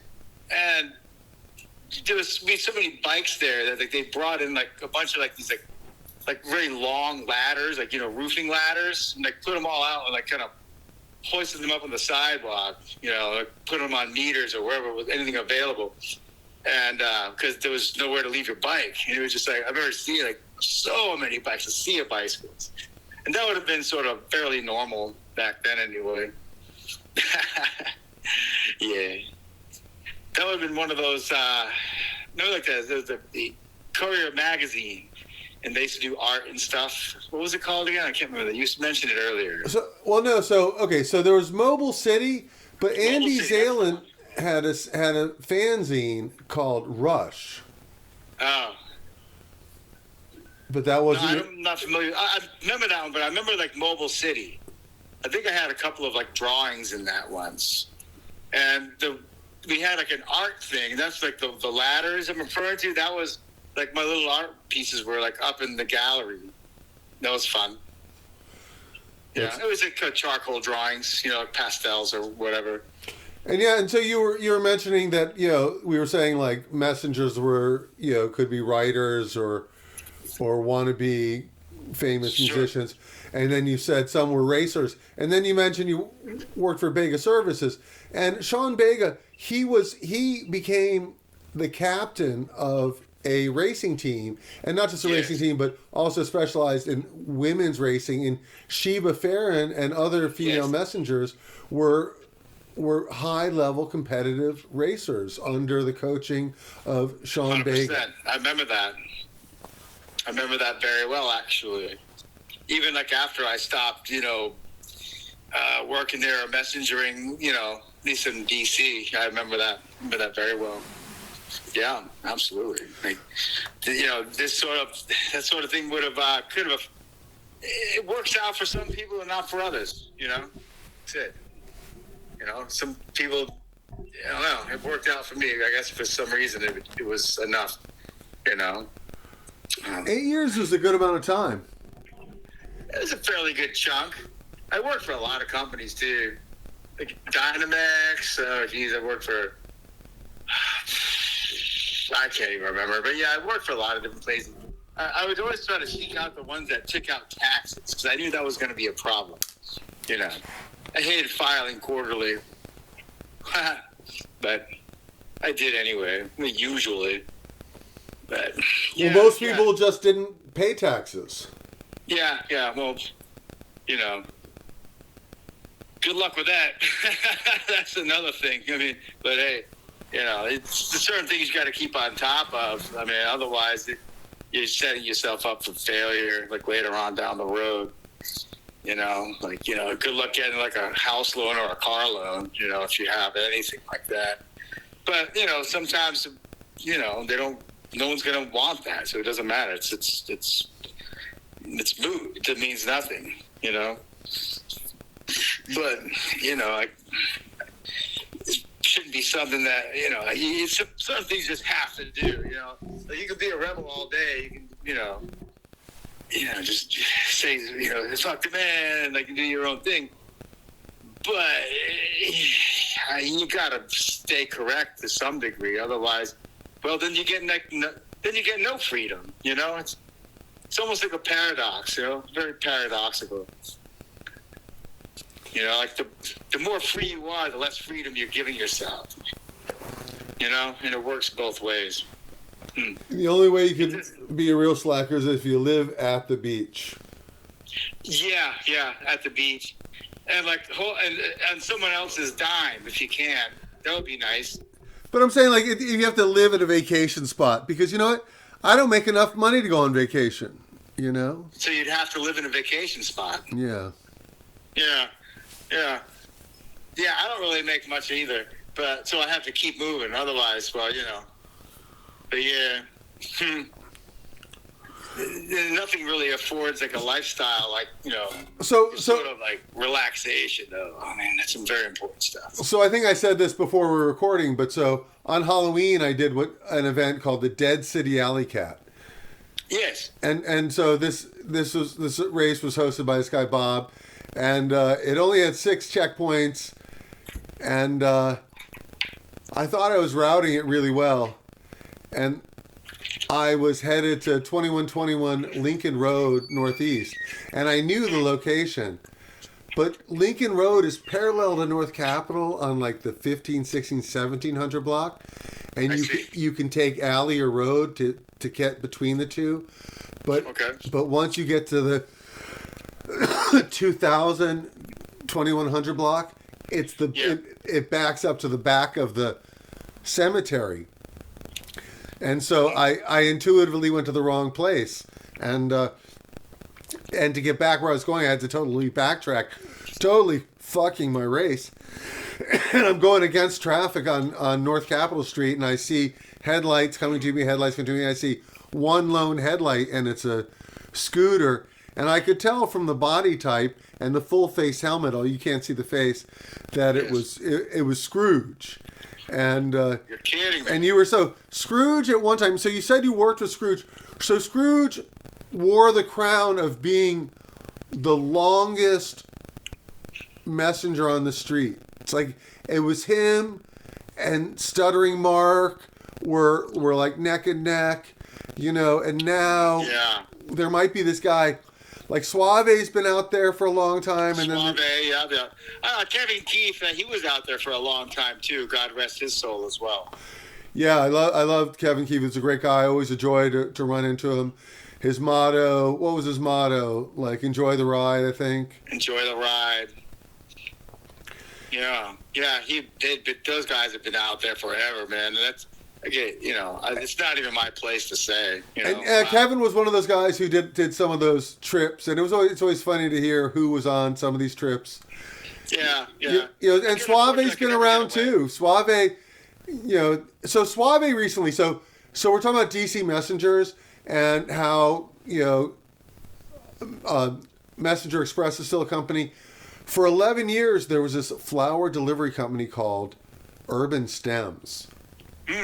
And they had a bicycle division. And so they had a fleet of cargo bikes. Oh. And on the daily, they employed several full-time delivery people. And they normally hired, semi-credible messengers, which is funny because that's an oxymoron. It sure is. But you hear what I'm saying. That wasn't an insult, was it? No, but I mean it's like, but for 11 years, messengers made good money delivering flowers on Omni cargo bike, and it was very cool because you pick up all the flowers, and then you do a loop of just dropping. Yes. So it unlike food, where you have to keep on. Is it ready? Do I want to do this? Accept, go wait. Right. I never delivered food personally, but I tried not to. I think I went and got 6 packs for the congressional delivery guys because I was like the low man, like a dork, whatever, just some loser, So I don't know if you need to view it that way. One time.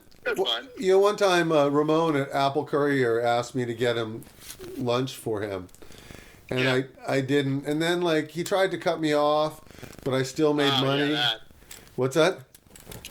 I said, "Oh yeah, that cut you off." They're like, "Oh yeah, well, but then he brought me the printout of the week's work, and he was like, he used to call me Super Stud. He's like, Super Stud, you're number one. He's like, I tried to cut you off, and you still made money. And he's like, he just made it simple to me. He goes, it's like I just want you to pick up lunch for me. Just do me a favor, and I can do you a favor. Right. Well, the favors, do you a solid. Sure, I'll pick up your lunch for you. I mean, but I wouldn't. If that's some form of transaction, I don't know. It is, but that's what the dispatcher possessed the decision. Who could be top dog? Who could make the most money? They decide. They didn't like they didn't. I remember they really didn't like stepping away from the radio during their lunch. They would just stay there for the most part. All the dispatchers that I worked for, they would just stay, because they're afraid to let the board out of their sight because they don't want to come back to some madness. And that's, I kind of get it, I can't get away. Could you give me my lunch, please, I'm fine, whatever, man, here, but, it's a little give and take, I suppose, looking back, might have been something like, I'm not doing that, I'm supposed to be doing visa passports right now, and blah, blah, blah, do you want me to get your, sunshine sandwich from wherever. I'm like, all right, fine, it's a sunshine sandwich. So I guess you have to bend a little, And some people would bend a lot. There were people who would hook their dispatcher up with a dime bag, or et cetera, et cetera. People would buy their way in to get to get the gravy train. Yeah, true. I guess that's all. That's one way of doing it. You never know where you're going to be sent. I remember there was this one, I think what was her name? She was so friendly. Edra London. I remember her. She did a run once to Paris. I can't believe it. I think she's probably, to this day, probably the courier that went the farthest on a courier run. Dropped off something at an airport in London, in France somewhere. I don't want to say it's probably De Gaulle, but I'm not sure. I had to guess. and just get back on the plane and fly all the way back. And like, I just remember like that. It was like the funniest thing that I'd ever heard. Like, wow, that's amazing. You know, like you send a courier on a plane to get a signature or to drop off something, you know, and then to get back on a plane and fly all the way back. That's the stuff of legends, man. That was the coolest thing I ever heard. But yeah, you know, you should just, you know, if they ask you, just go. You know, that would be the takeaway. And I think Edra was good friends with Lisa Martin, the ex-messenger who recently died. Man. In a so Lisa Martin and another female cyclist were hit on their bicycles on a training ride in. I wish I hadn't heard it, but I have heard this. Yes. Yeah, and I knew Lisa. Lisa Martin was killed, and another woman survived with some pretty serious injuries. But apparently, through some diligent police work, they have made an arrest. They have. Now, this won't bring Lisa back, but, you know, hit and run, people need to learn that don't hit so you don't have to hit and run. And if you do hit and run, you get caught.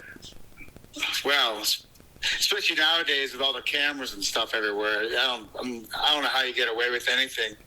But not getting away with something, it doesn't really change much. You know, like, I don't know. Like, it's a very sad situation.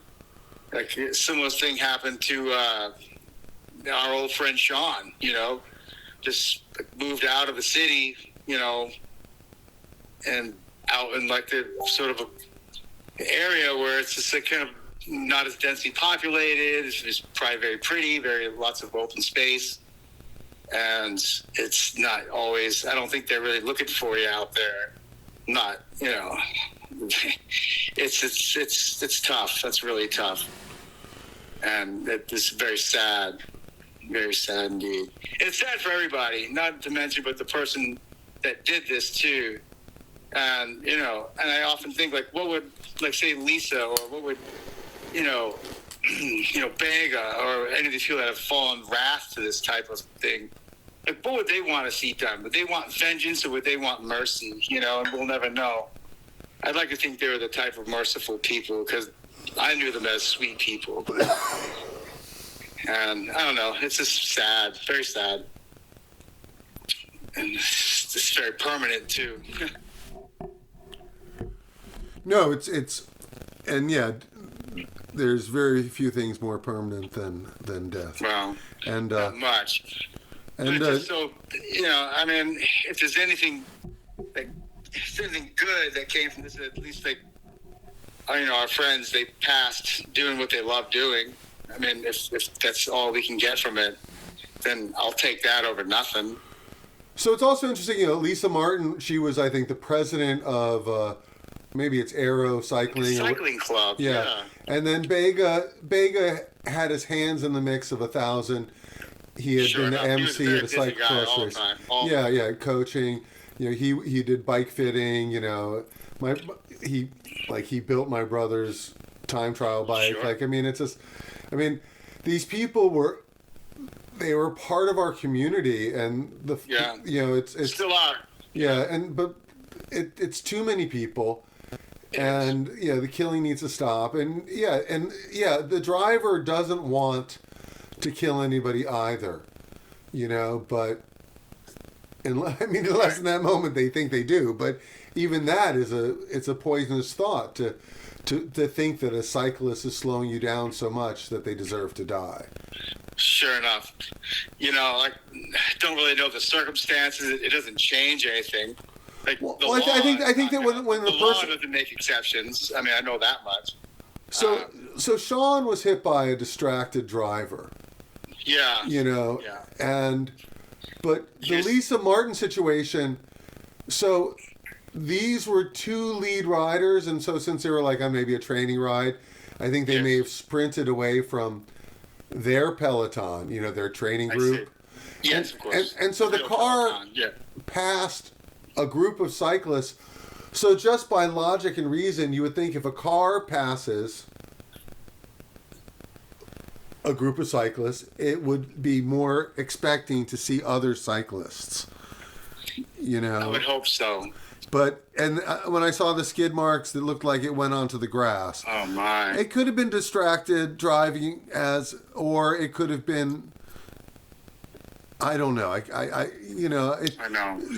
We can go crazy reaching for motivation. I wasn't there. I haven't even read anything on it. I just always think the worst. Yeah. Well, it's probably smart to think the worst because it's likely like the best. It's likely what happened. I mean, it's always in my mind to try to I don't know. I don't want to say rationalize, but to just sort of wish away the sadness of it, and the fear of it all. To I don't know. I guess it's what I get for being an optimist, I suppose. It's some good can come from this, right? And I wish I was making this up, but that's my worldview. It's always been that way. Well, no good will come from it. I mean, sure, lessons can be learned, but I mean, there is no happy accident here. None. No, absolutely not. No. So what's what's the recourse? Is it vengeance? Is it severe punishment? I mean, no.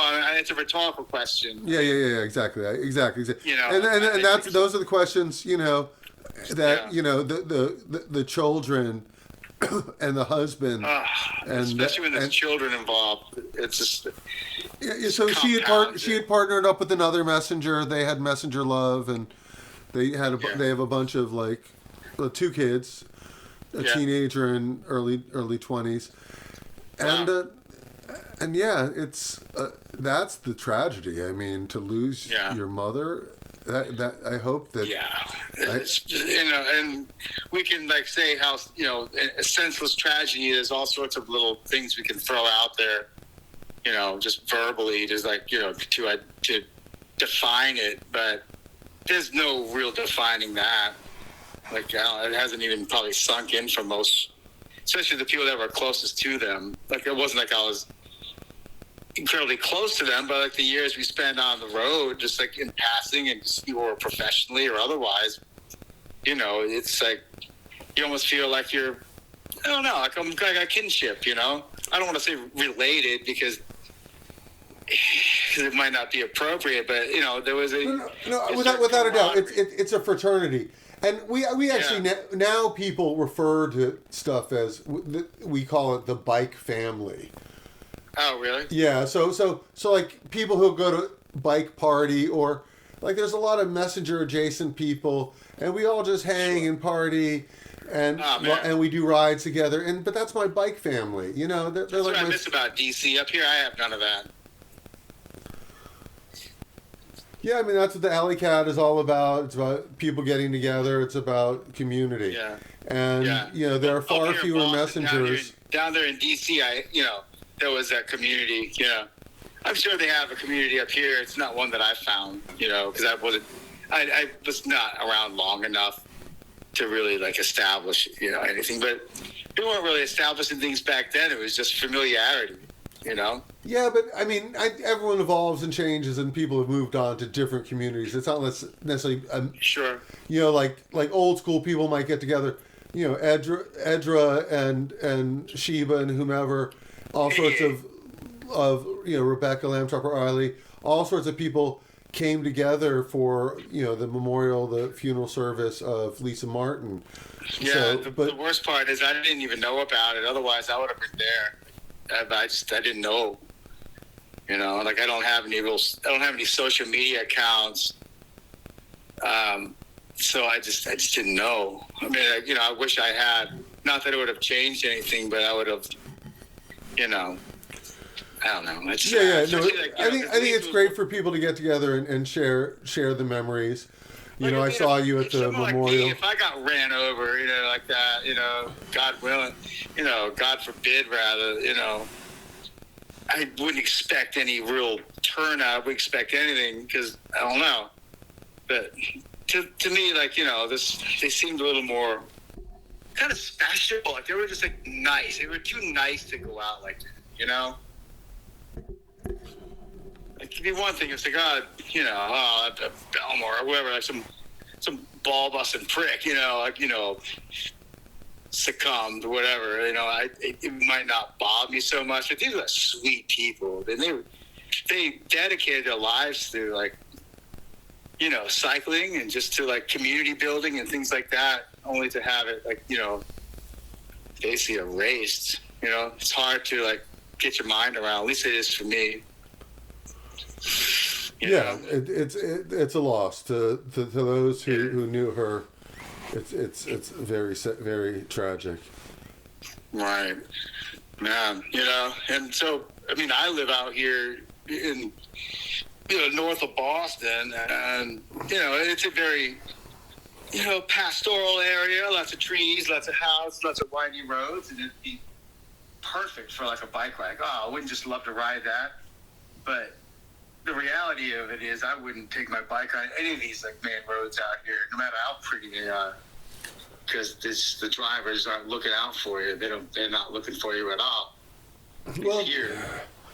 I was up the weekend of Lisa Martin's funeral service. I was at the head of the Charles in Boston, and I stayed in Arlington, and the separated bike paths. Yeah. I mean, you've got options to ride out there, and I'm a mountain biker.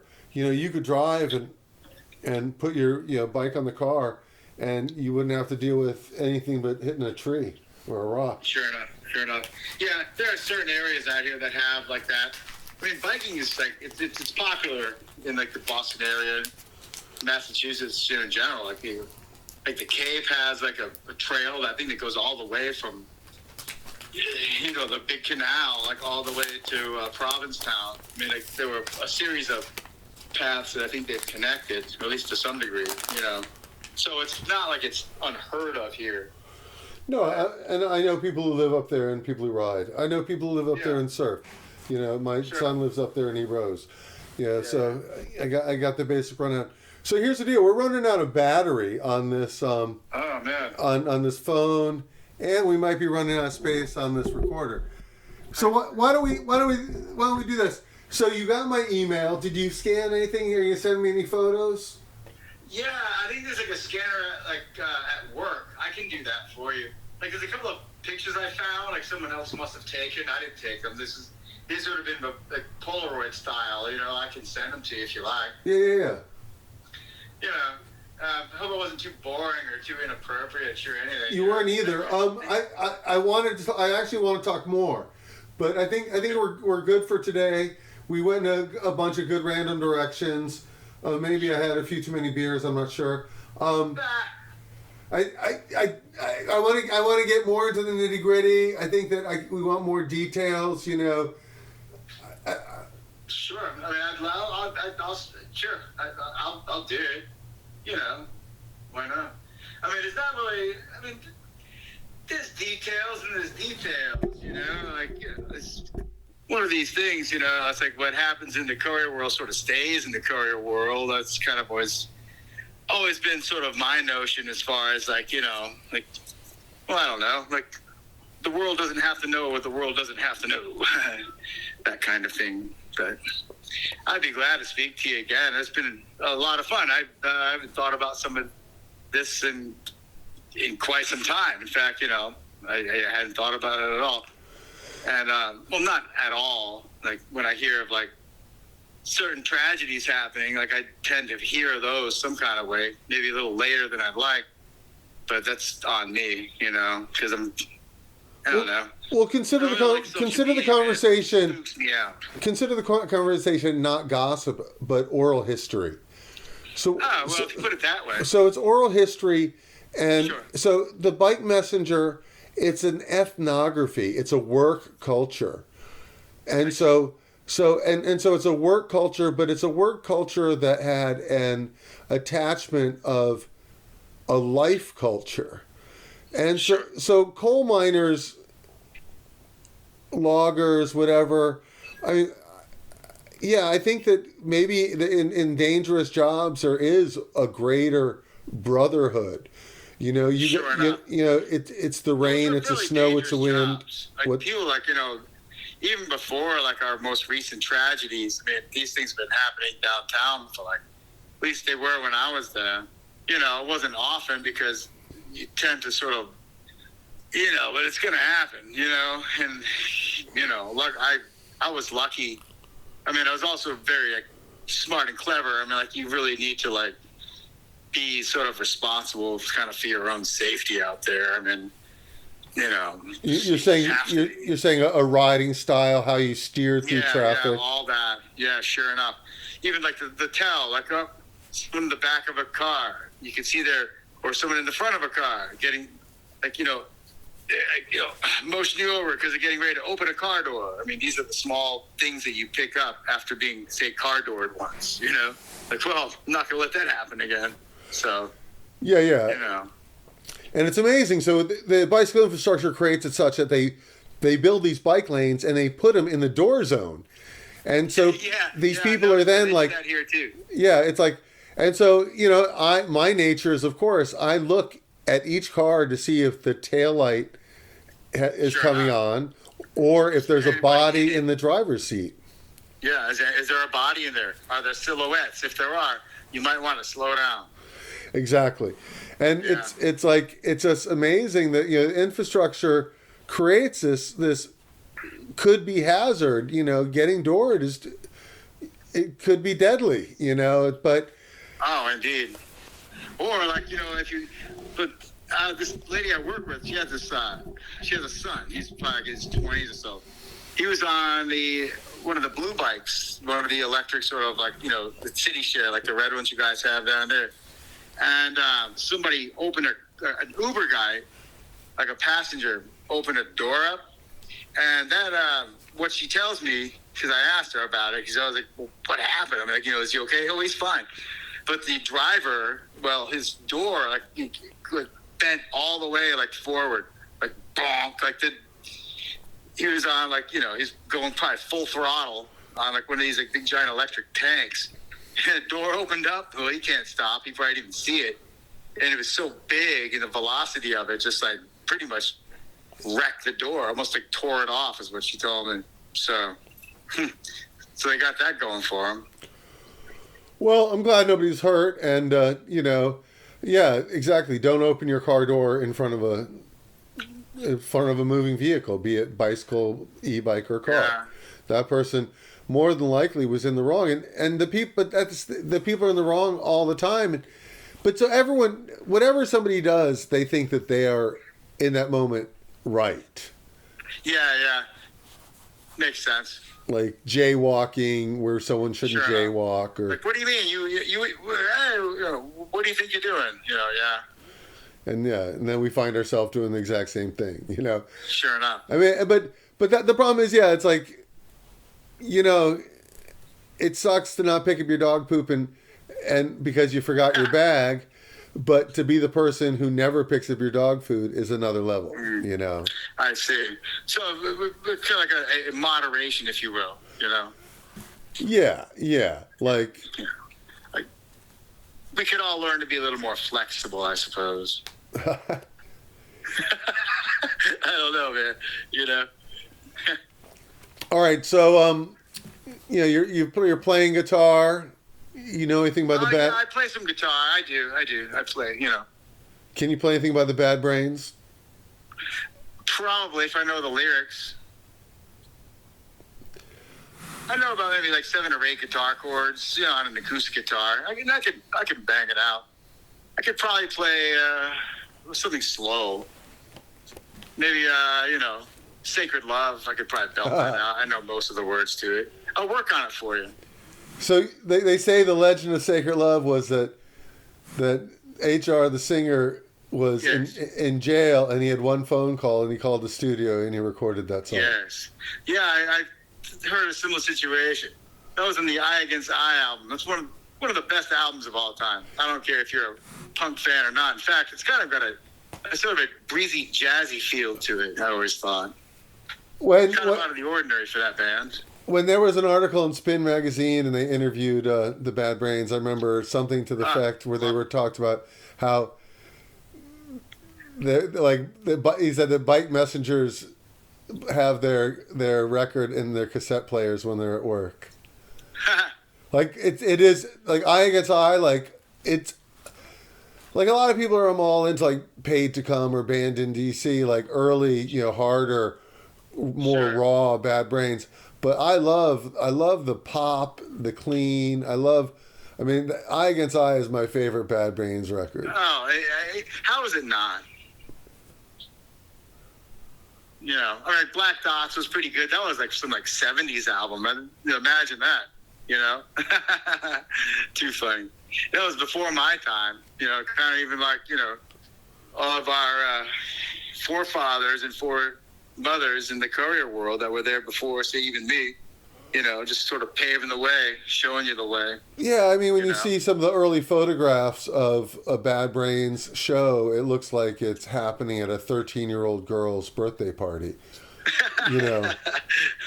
Too funny, man. Yeah, so, I mean, to happen to be the person to be able to catch them that early, yeah, and it was. It's like Ian MacKaye and Henry Rollins and 13 other people who happened to be the Discord scene, Sure enough. Yeah, it was a very rich and vibrant scene, still around, still there from what I understand.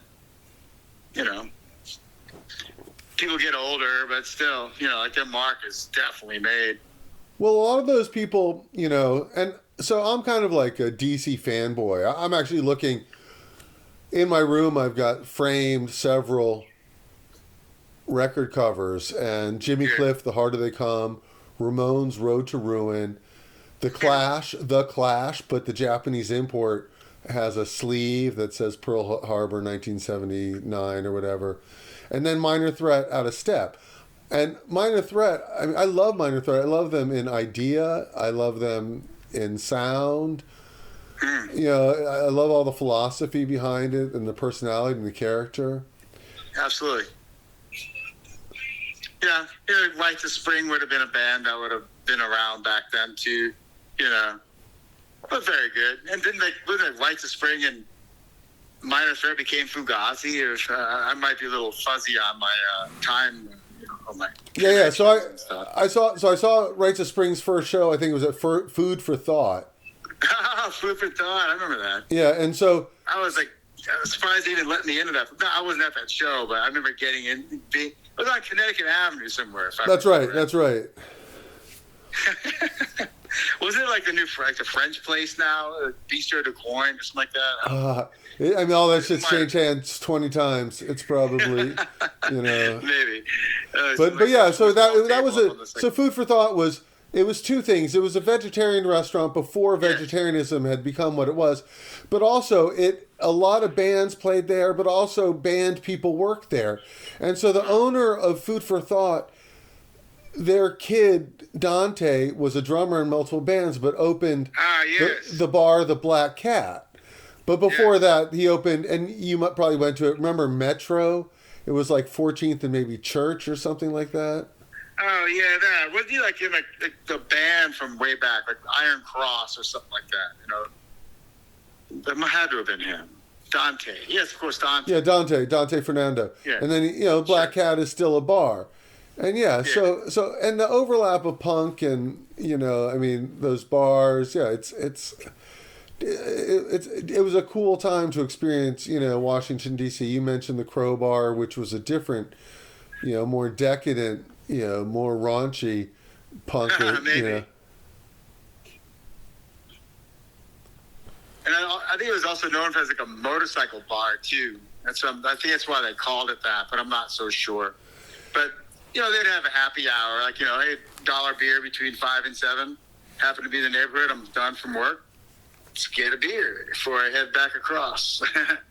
So a lot of people, in this concept of the bike messenger, so a lot of people don't understand. Like there were messengers, just messengers. It was cars, trucks, and motorcycles and bikes, and so there was a huge contingent of motorcycle messengers, and just as there were lines of bike messengers that hung out, motorcycle messengers hung out, and there was this one guy, Don, and weed wasn't legal, and it was a big deal. Like, how did people get this stuff? Oh, you go to jail for that back then. Yeah, exactly. And so, a lot of messengers were weed dealers, and some of the motorcycle guys were. They were? I had no idea. Yeah. Wow. Just when you think you know someone. Yeah. But so Well, Congressional had a fleet of BMWs. No, Metro. Yeah, no, but Congressional also did. Oh yeah. They had a fleet of BMWs. Yeah, Blair Haywood, he used to own it. And actually, I talked to him a few years back. You know, I had to call him for some reason, and he still lives in D.C. And but they, you know, the delivery of the congressional records in the Federal Registers, big thick books, you know, and they found it best to like put them on motorcycles, and their clients were all the way out, like in Maryland, Virginia, and stuff, you know. So he had a fleet of them, like 4 or 5 BMWs. I remember that. So yeah, so remember how like a kid would deliver newspapers and they'd have a newspaper bag that said Washington Post or Washington Star? Yes.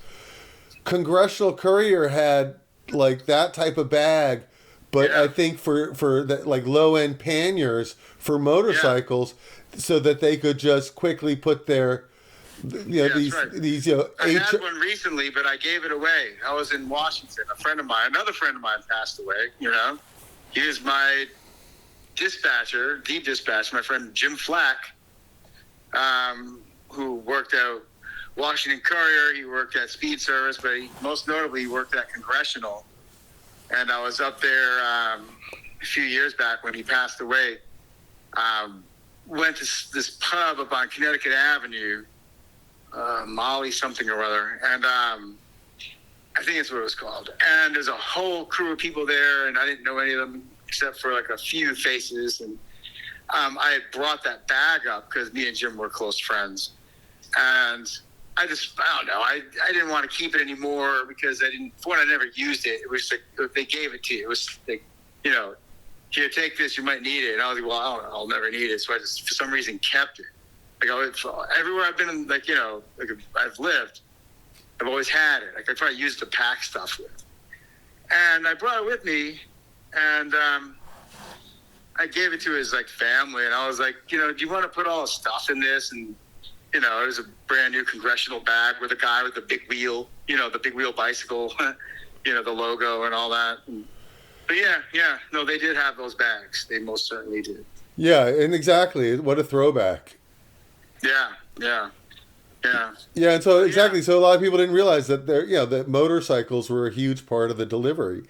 You know, but you probably want to like. I used to watch them load them up, and they make sure it was like all. Like the weight distribution was like almost as even as it could be on both sides. I guess like their survival depended on it. And so I think that they say the Pony Express was only like 7 or 9 years. And the messenger industry, you know, it's now food delivery, whatever, but the messenger industry was really just a 30-year blip, you know. Really? That's my, not to oversimplify it, but yeah. Yeah, no, it's neat though to have like, you know, like some bookends on it, 30 years. Huh. I mean, that? Or whatever. I mean, maybe I'll try and find an answer to that. I mean, just there's 5 or 6 people out there doing it now, but it's just not the same thing, you know. Yeah, like it would not be the same thing. It just couldn't be. It's just, you know, the newness is not there. You know, now you have GPS. Now you have this. Now you have, I don't know. You have phones. You have things. Like back then, you were just like, you know, here's a radio. Good luck. Well, they charge in the morning. They needed a legal document, and it needed to be signed. It needed to be notarized. It needed to be date stamped, and it needed to be done now. And now. And there was a big thing with lawyers and billable. So lawyers didn't mind using messengers for everything because